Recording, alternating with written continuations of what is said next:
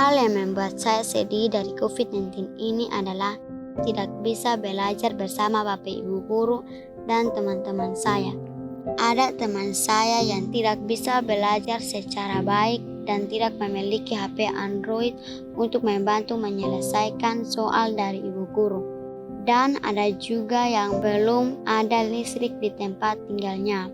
Hal yang menyenangkan dari COVID-19 ini adalah saya bisa belajar mandiri dan orang tua saya dapat meluangkan waktu untuk membantu menyelesaikan tugas saya, dan saya merasa senang karena Bapak Ibu guru sudah meluangkan waktu untuk mengantar materi kepada saya dan teman-teman saya di rumah. Harapan saya semoga secepatnya kita bisa bebas dari COVID-19 ini sehingga kami pun dapat bersekolah lagi.